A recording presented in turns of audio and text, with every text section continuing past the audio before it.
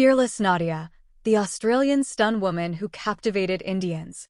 The single most memorable sound of my childhood was the clarion call of "Hey YY," as fearless Nadia, regal upon her horse, her hand raised defiantly in the air, rode down upon the bad guys. Acclaimed Indian playwright and director Girish Karnad wrote in 1980, "To school kids of the mid-40s, fearless Nadia meant courage, strength, and idealism." Actress and stuntwoman Mary Ann Evans, best known by her stage name Fearless Nadia, took the Indian film industry by storm in 1935 when she appeared in the Hindi film Hunter Wali, The Woman with a Whip. A blonde, blue-eyed woman of Australian origin, she made a splash as she appeared in a cape, leather shorts, and knee-high boots with a whip in hand. In pictures, Indian cinema turns 100. Evans was born in Perth, Australia, in 1908 to a Greek mother and British father, according to Rosie Thomas, author of Bombay Before Bollywood. She arrived in India in 1911 with her father's army unit, but settled with her family in Bombay, now Mumbai, after his death. According to Thomas, Evans, who'd grown up learning dance and horse riding, toured India with a Russian ballet troupe and briefly performed for a circus. The young performer became known as a singer and dancer, performing at all kinds of venues across the country.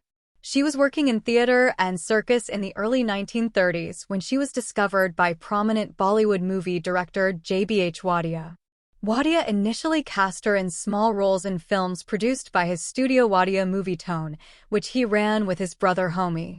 Evans was great at stunts and had a can-do-anything attitude, says Roy Wadia, J.B.H. Wadia's grandson.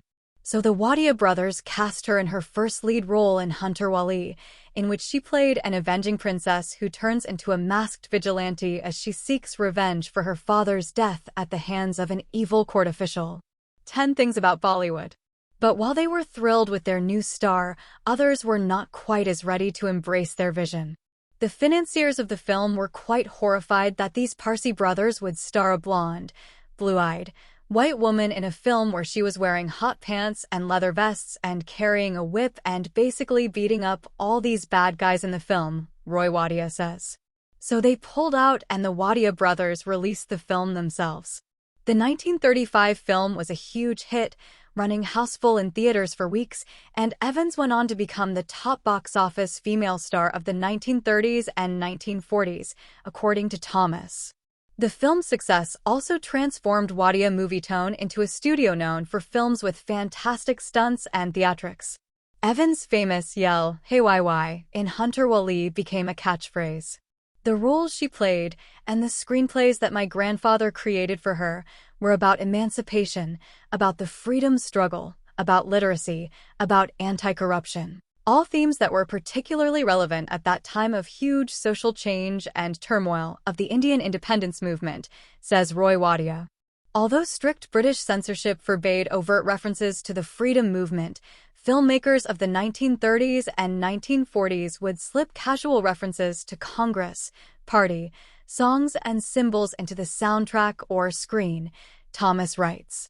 Nadia saw her role, on screen and off, as supporting the nationalist movement and stated explicitly, in all the pictures there was a propaganda message, something to fight for example for people to educate themselves or to become a strong nation. Her roles often featured her as a cosmopolitan woman who took charge to physically fight off villains in her films, often flipping burly men over her shoulder. She would be jumping off waterfalls, jumping off planes, riding horses bareback, swinging on chandeliers, jumping 30 feet from the roof of a castle. All stunts she did herself, Roy Wadia says. In those days, there were no safety nets, no body doubles, and certainly no stamped insurance. The actor's dynamism and skill at stunts helped sell her on-screen persona to a fascinated audience. But they were not always an easy feat. In a 1980 interview with Karnad, Evans talked about one of her most terrifying moments from a film shoot. The actor was working on Jungle Princess, 1942, which had a scene with a lion. We started shooting and suddenly a lioness called Sundari gave an enormous roar and jumped. She jumped straight across my head, Homie's head, the photographer's head and barged through the cage, and there she was, hanging with her head and front paws on the outside and the rest of her inside. The lion trainer eventually got her out unharmed. In her films, Evans often switched easily from Western clothing to Indian attire, always with a sense of humor and glint in the eye that lets you know that she's like a chameleon, but not really changing because under all that she remains the same person, Roy Wadia says. Evans eventually fell in love and became Homi Wadia's partner, a relationship that was not approved by many in the Wadia family. The couple had the staunch support of his brother JBH Wadia, but they only married after Wadia's mother passed away. Roy Wadia remembers Evans as a down-to-earth, ordinary woman with a great sense of humor. She had this huge laugh. She would make all sorts of jokes, naughty ones as well. Every year, Evans and Homi Wadia would throw a Christmas party at their shack in Juhu, where they entertained everyone from industry colleagues, family members to friends.